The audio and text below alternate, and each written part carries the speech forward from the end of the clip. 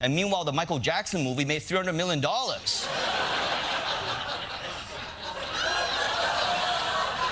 Is America pro-pedophile now?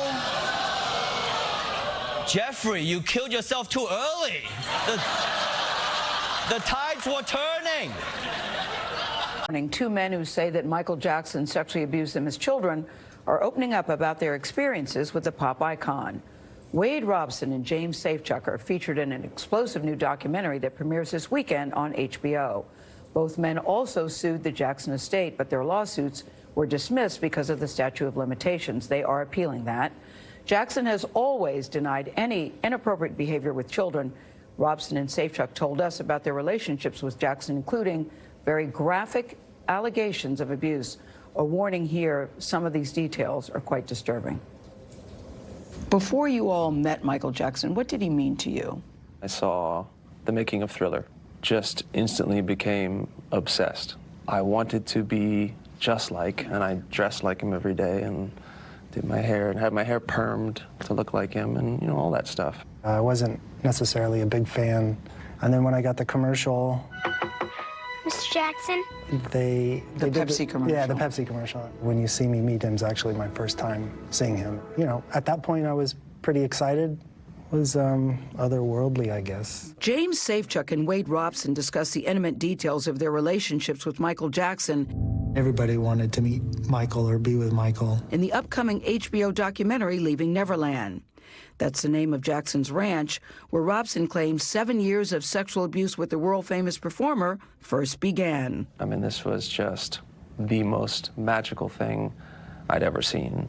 And that first night, Michael kind of took us on a little bit of a tour, and he said to me and my sister, you can stay in one of the guest rooms, or you can stay in here with me if you want. And my reaction was, of course, I want to stay with you. We had one more night that way. Myself and my family were going to leave and go on another kind of vacation to the Grand Canyon. I was devastated to leave Michael. Michael was devastated for me to leave. He actually sobbed. So you got to stay. So I got to stay. And so it was just Michael and I in Neverland for the next week. And your parents allowed that? My parents allowed that. Within either the first or second night of Michael and I being alone at Neverland, the night started changing. One of the ways I remember it starting is, you know, Michael just sort of starting to touch my legs and touch my crotch over my pants.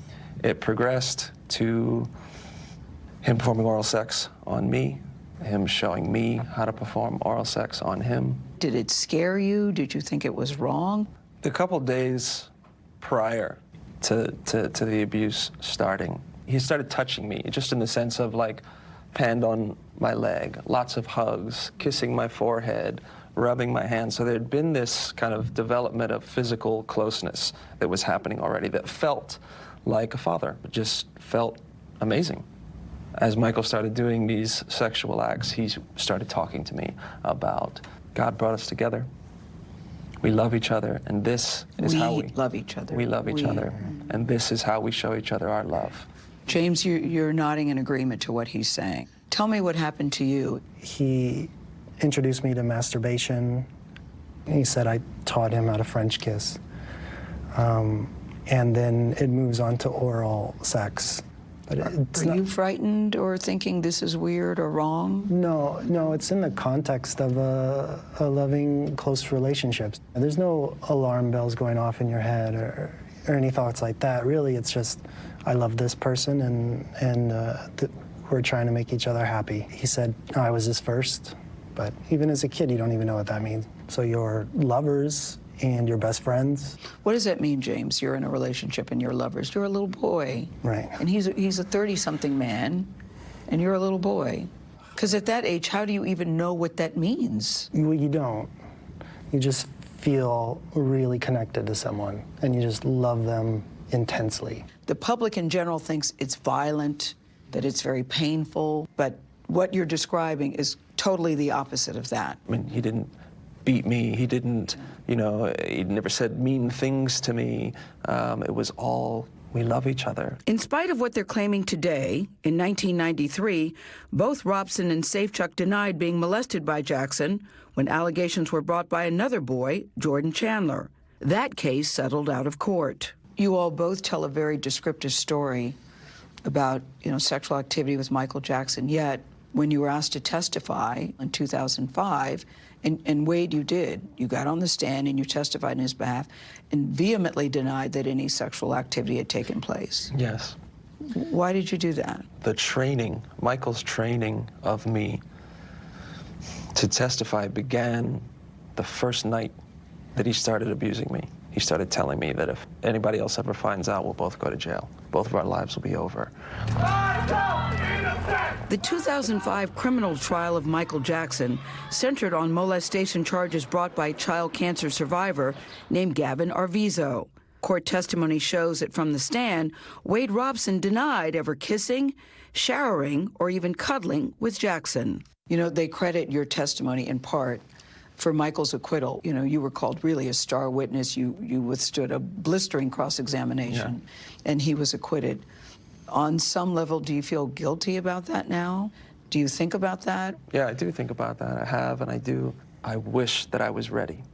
I wish that I could have helped Gavin Arvizo receive some justice and some validation for what happened to him.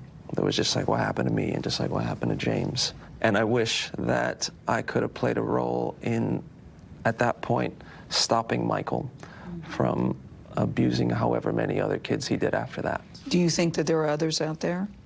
I do think there are others out there. But I also don't expect them to just come out now that we're coming out. It's such a difficult thing to do, to come out. You have to do it when you're ready. We can't change what happened to us. It happened, it's done. But what can we do with it now? How can we provide comfort for other survivors? That's what this is about. And Michael just happens to be the guy, the abuser, in this child sexual abuse story. Now, we talked to the Jackson family yesterday, and they say that we point out again now trying to capitalize on Michael Jackson's death and exploit the Jackson name. Neither one of these men were paid for appearing in the documentary. They will get nothing for appearing, but they think it's important, they say, to tell their story. And they want people to know. And I thought it was interesting when they said, when you think of child sexual abuse, you think that it's a very frightening, painful thing.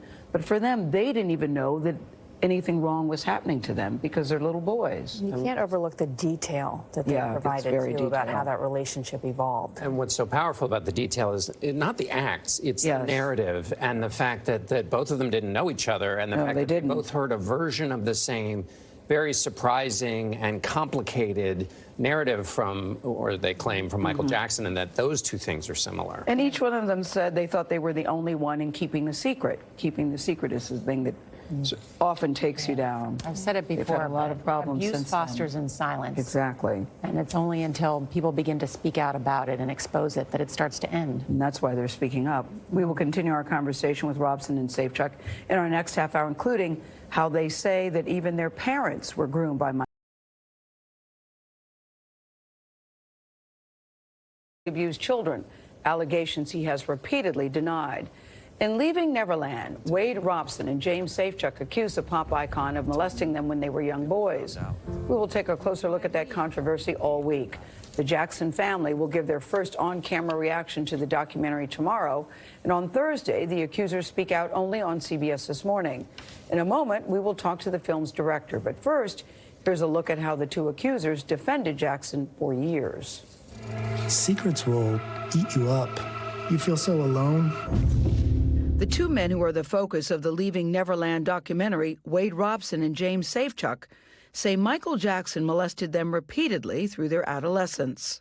Every night that I was with him, there was abuse, while my mother was, next door.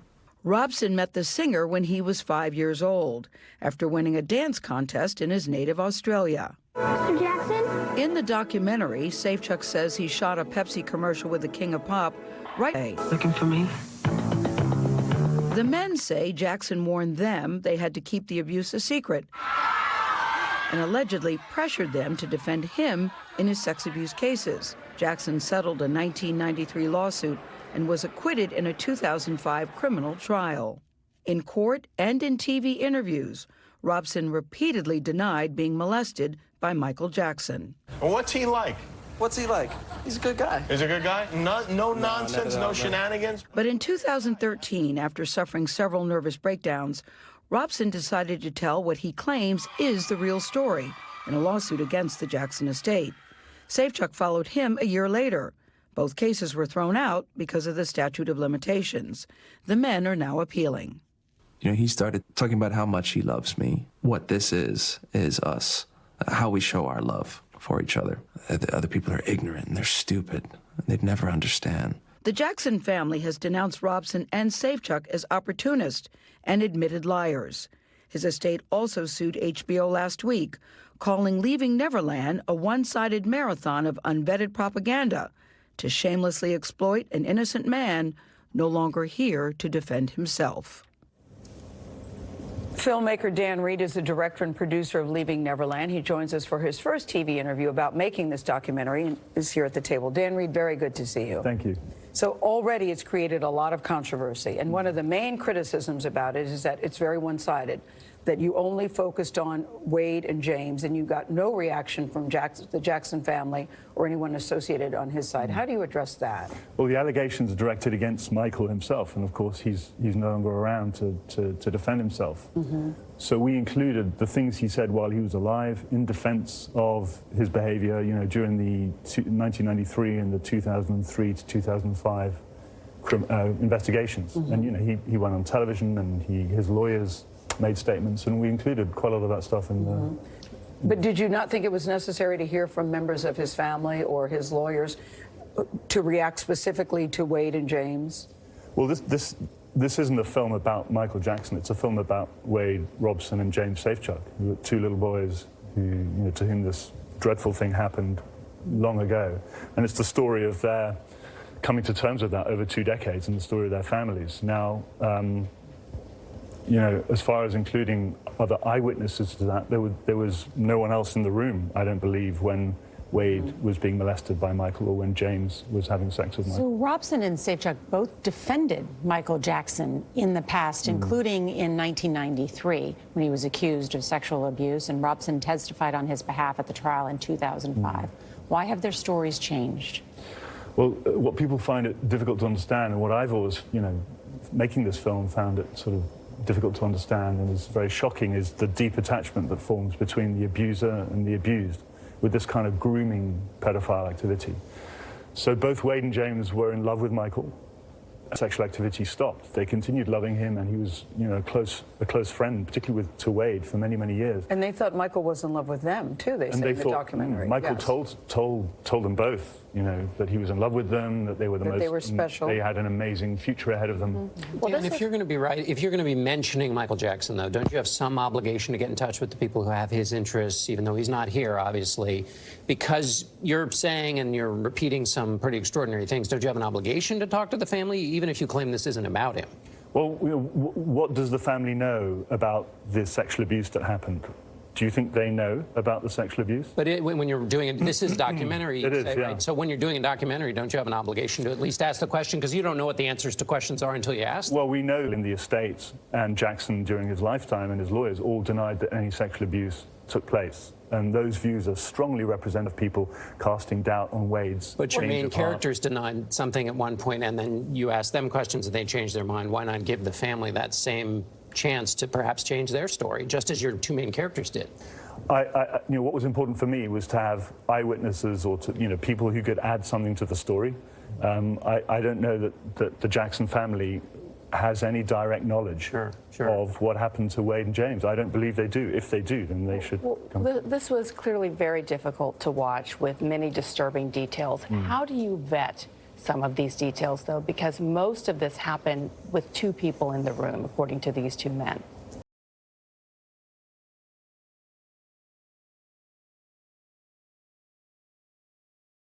And that's the case with a lot of pedophile allegations. Is, you know, it's 2 people in a room, and often people a year after the sex taking place dive into the child sexual abuse allegations against Jackson in '93 and in 2003, 2005, and read a lot of the the witness statements there and spoke to a lot of the investigators, and I didn't find anything that contradicted or cast any doubt whatsoever on Wade and James's accounts. The documentary was also very graphic. Why did you decide to go that way?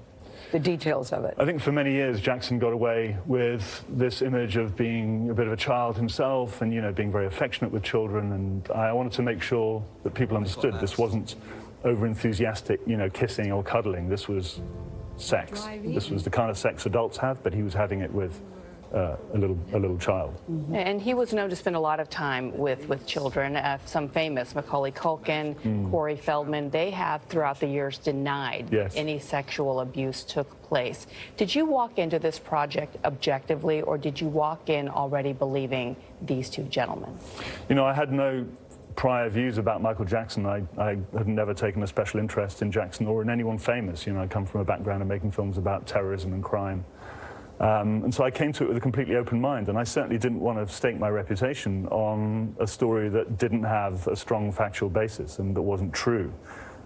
So I did look, you know, throughout the 2 years of making the film, I looked for anything that could cast doubt or undermine Wade and James's story, and I found nothing at all. I found their stories to be very, very consistent. I found their families' stories to be very consistent with what they had told me. Were they paid for the documentary, Dave? They were not paid. They have no financial interest whatsoever, and no future past or present interest. And one of the criticisms, too, that I've heard is that these two knew each other and that they got together with a lawyer and decided that they would, because you came to them, right? They didn't come to you. Is that correct? This is a story I stumbled across. So I don't do stories about fame. Well, I was sitting down with a Channel 4 executive in the UK for breakfast one day, and we said, what are the big stories out there that people kind of think they know but maybe don't really know, and that have never been sort of conclusively examined? And Michael Jackson was one of those, and you know, I had someone do some research for 3 weeks, and in a footnote in a forum was this reference to Wade and James litigating against the Michael Jackson estate.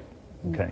And that's how I stumbled across this story, and here we are now. You reached out to them. Well, it has created a lot of conversation from people who haven't seen it, and I think people have to see it, I really think, before they can draw any conclusions on either side. There's a divide between before and after watching the film. All right, Dan, thank you very much. Thank you. The documentary is called Leaving Neverland. It will air March 3rd and March 4th on HBO. Up next, we're going to take a look at this morning's other headlines, including how Tesla CEO Elon Musk tweeted his way into trouble again, why he could be held in contempt of court. And if you're on the go, subscribe to our CBS This Morning podcast, available on Apple's podcast app or wherever you like to download your podcasts. You're watching CBS This Morning.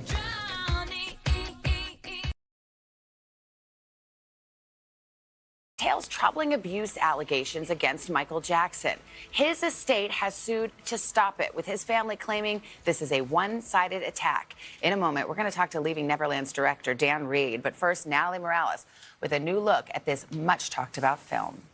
And I was like head over heels in love with Michael. And he said he loved me. Leaving Neverland tells the story of two boys whose love for Michael Jackson brought them to his side, resulting, they say, in a pattern of sexual abuse that went on for years. Wade Robson and James Safechuck say Jackson rehearsed with them how to avoid being caught and carefully groomed them for abuse. And what was your best thing? My best thing about Hawaii? Being with you. Safechuck's mother says their entire family fell under Jackson's spell. He could be anywhere with anybody in the world, and Michael wanted to be with our family.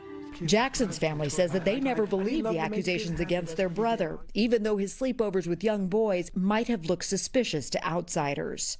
I think my mom mentioned it to him for a while, but he said, Mom, I would never hurt a kid. I would never do anything like that to anyone. He would tell my mom that. And he's telling the truth. Michael's not like that. For 2 decades, Robson and Safechuck said the same thing. Robson even testifying under oath at Jackson's criminal trial that the singer never touched him inappropriately. Jackson was found not guilty.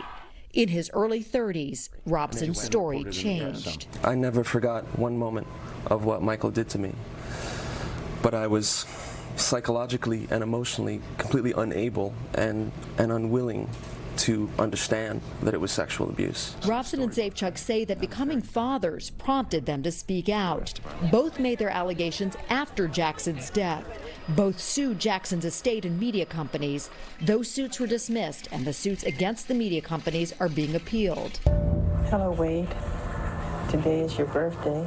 But the ordeal they describe in Leaving Neverland looks to add a disturbing new chapter to a legacy already shrouded in controversy. Secrets will eat you up. You feel so alone. For Today, Natalie Morales, NBC News, Los Angeles. And we're joined now by Dan Reed, the producer and director of Leaving Neverland. Dan, good morning. Good morning. Well, a lot of people are talking about this film before it even debuts on television. You know, it's interesting that it is having such an effect because in some sense, we've heard these stories for years about Michael Jackson. What was it about your telling that you think is so compelling? I think it's because we have direct testimony from the little boys or the young men now who actually suffered the abuse, and I think it's the first time that that's happened. I mean, Wade was briefly on the Today Show in 2013, but apart from that, none of them have come forward on television. Dan, as you know, the Jackson estate, the Jackson family has been very critical, filing a $100 million lawsuit against HBO. The family says in a statement, your film is a one-sided marathon of unvetted propaganda to shamelessly exploit an innocent man no longer here to defend himself. How do you respond? Well, first of all, the film isn't about Michael Jackson. It's about Wade and James, who are very much alive. Secondly, you know, Jackson is dead and he's not here to defend himself, but we include the rebuttals that he made while he was alive, and he recorded plenty of denials, and we've included that in the film and given him a significant presence and his lawyers, you know. So I think this, as far as Jackson's right of reply goes, we have met that fully. What about when you first came upon these stories? I mean, here you have two young men who for a long time did deny that it happened. So how did you approach that as a filmmaker? Did you come with skepticism? Did you come sort of predisposed to believe their news story? How did you deal with that fact? Well, I've been making documentaries for 30 years, so I don't pitch up and, you know, take everyone at face value. You have to remain skeptical while listening very carefully to what people have to say. And once I'd interviewed Wade and James, which I did at great length, I then went and tried to find anything in the record, in the investigations of 1993 and of 2003 to 2005, anything that would contradict or undermine their story, and I couldn't find anything. One of the other criticisms is that this is about money for James and Wade. Have either of them been paid to be in your documentary? No, they haven't. Not at all. No, others, they have no financial interest whatsoever. Others have said they hope that the case that they make in your film helps their appeal, where they've sued the Jackson estate for money themselves. What do you make of that? Well, it's a bit of a long shot, isn't it? It is about money, but it's about the Jackson estate's money, isn't it? It's about protecting an asset that would be, you know, at risk if people believe the claims. So let's talk about the film and what's in it. What do they say about how this was possible? I mean, these are two young men. Where are the families? How does this happen? Well, the film is about two families coming to terms with what they discover 2 decades later about the truth of the boys' relationship with Michael Jackson. You know, the mothers, who are like key figures in my 4-hour film, describe how they saw Jackson as a son. They felt in great love for him. They accepted him in their home. They cooked for him, cleaned his clothes. You know, I mean, they really adopted him as one of the family. And it's chilling because Jackson inserted himself, ingratiated himself into these very ordinary families so that he could sexually abuse their children. We know how difficult it is for any victim of sexual abuse or alleged victim of sexual abuse to talk about it, to share it with the world. What was the moment for James and Wade where they said, okay, now, yes, I've testified on behalf of Michael Jackson, I've defended him publicly, I can't live with this anymore? I think a big moment for Wade, and Wade kind of led the way, was having his own son. Right. So when his son came into the world and he saw this child and he realized what it is to have a child in your care, and then he began to imagine Michael doing the things to his little boy that he'd done to him, to 7-year-old Wade, and he became, you know, these images were revolting and disgusting, and yet when he thought about his own experience with Michael, he felt nothing. And that's the tragic thing here, is that a deep attachment forms between the abuser and the victim, and the sexual relationship, even at such a young age, becomes normalized, and you think, this is love. This person, I'm special. And so you think the victim sees it as a good thing, and doesn't see it as abuse. Well, you know, that brings me to a part of the film. I mean, people should be warned that it is incredibly graphic. There's no euphemisms used whatsoever. Why did you think it was important to be so detailed about what exactly took place behind closed doors, according to these young men? For many years, Michael Jackson kind of hid in plain sight. He portrayed himself as someone who never had a childhood and therefore was living out his childhood, you know, very much in the public eye. He'd be seen everywhere holding hands with a little boy. And he said that his interest in little boys was entirely innocent and that he admitted that he spent nights with them, but nothing happened. And so, you know, for many years the public bought into this and everyone bought into this. And he was able to spend so much time in the company of little children without people thinking there was anything strange about this. Had either Wade or James told anybody in their lives, whether a parent, a friend, or someone else, about the abuse they say they suffered, or have they lived with this up until they sat down with you?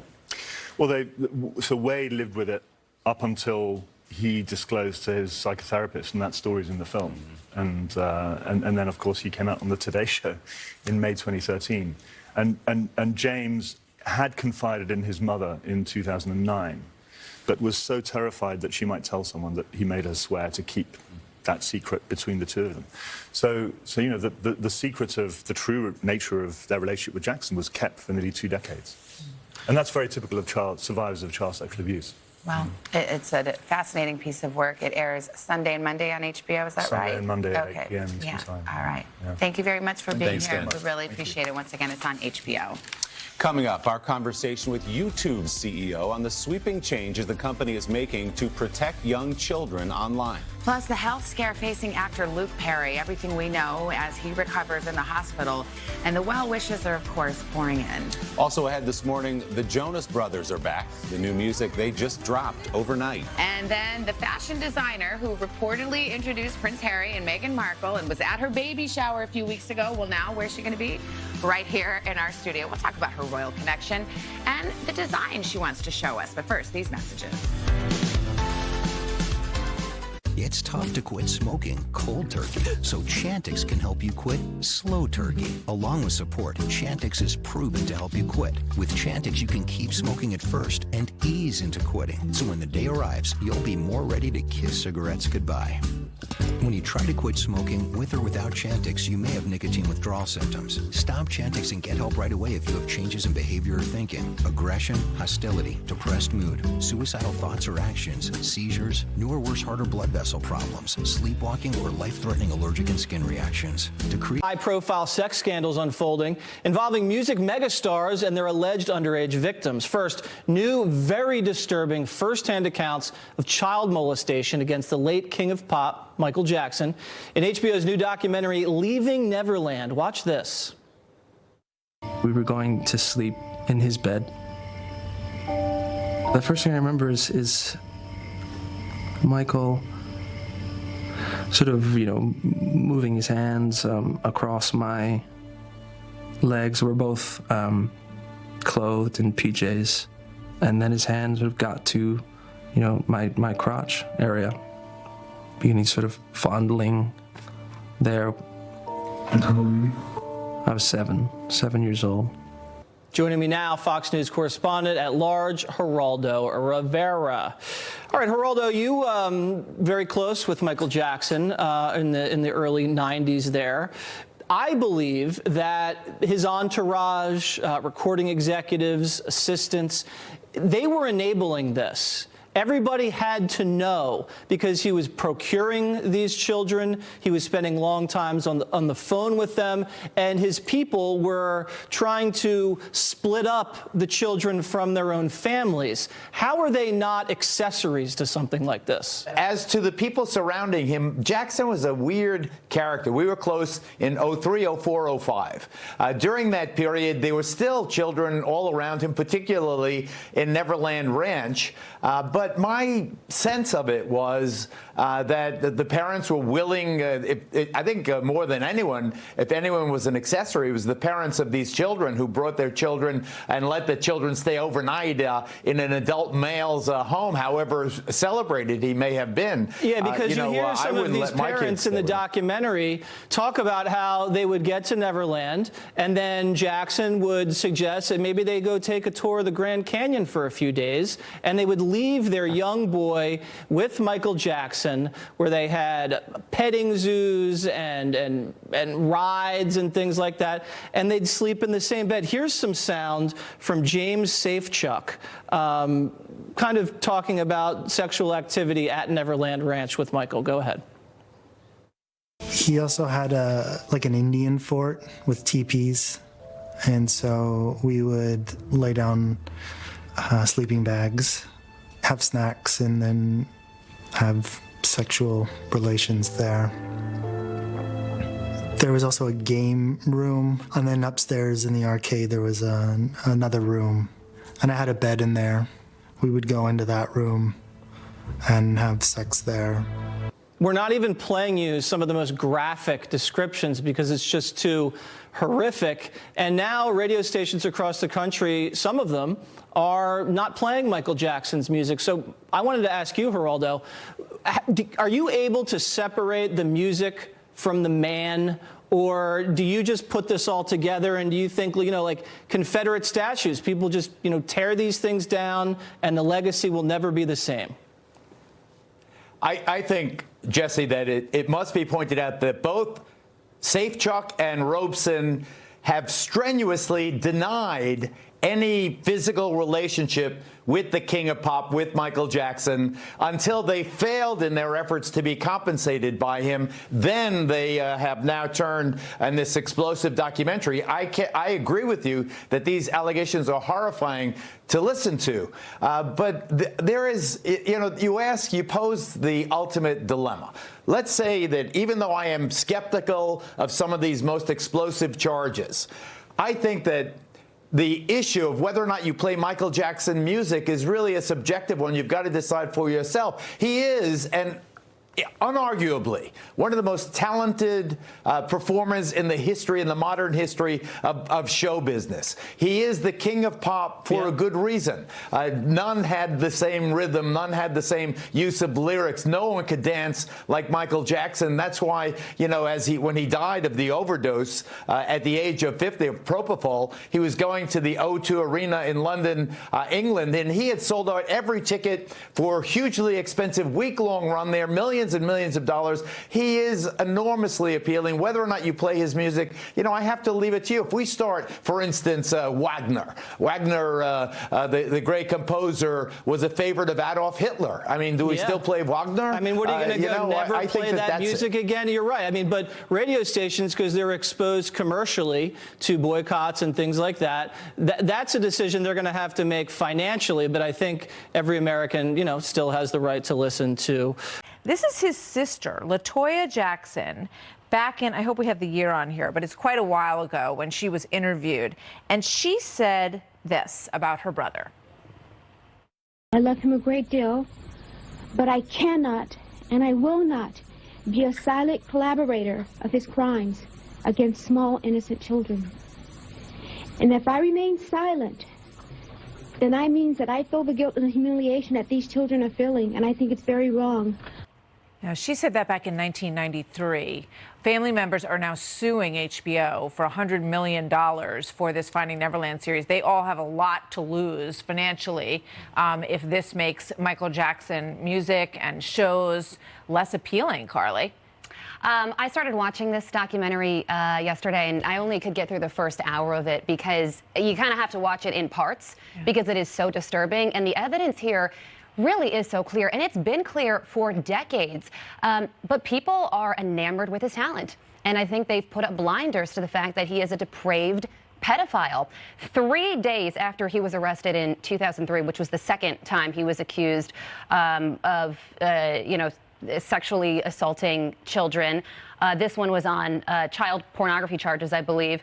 Sony released his album, and it went triple platinum in the United States. Well, people I feel like the outrage here has been muted. It absolutely Especially has. after the Me Too movement, when we are starting to, really, really believe all victims. Well, I also just think it's kind of pathetic now. Everyone is in uproar over this when, as you pointed out, we've known about this for quite some time. The police got involved in 1993. He reached a settlement of something like $20-something million with a family. But it went to court and he was not convicted. The two guys who were in this HBO special sat up there and said they'd known him for years and he didn't do this. So that's what's problematic here. He's dead. He cannot defend himself anymore. Even beyond that, he has previously admitted to sharing a bed with children. Yes. I think for most people, regardless what the police and the legal system determined, that in itself people make their own tells a story. Absolutely. I mean, Jess, come on. We talked about this a few months ago when a documentary about Motown decided that they were going to cut him out of that. And it raises this question of what we do with artists that have had a major impact on music and artistry in this country are found out to not be who we thought we were, or frankly, if we just like them that much. It's interesting for this to happen the same week as R. Kelly sat down with Gayle King with that embarrassment, because R. Kelly is a lot easier for people to just wipe their hands with. He didn't have a monumental effect on the entire world I hear in the way Michael Jackson. This whole lots of coverage of the Catholic Church and pedophilia. I don't know why it's any different if you're a big star or if you're a priest. But do you take all the music down? How do you wipe Michael Jackson out of the consciousness? Like Jerry Sandusky, and just he's no longer an American hero in my opinion. All right, we got to go. Absolutely. Thank you very much. Thanks. Great to have you all here tonight. Thank you, Martha. That is the story for this Friday night. Have a great weekend, everybody. The story continues on Monday night at 7. Tucker's up next.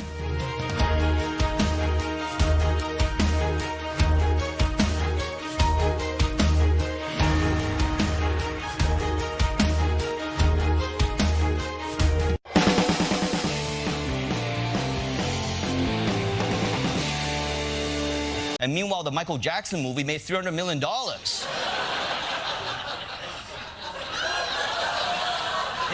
Is America pro-pedophile now?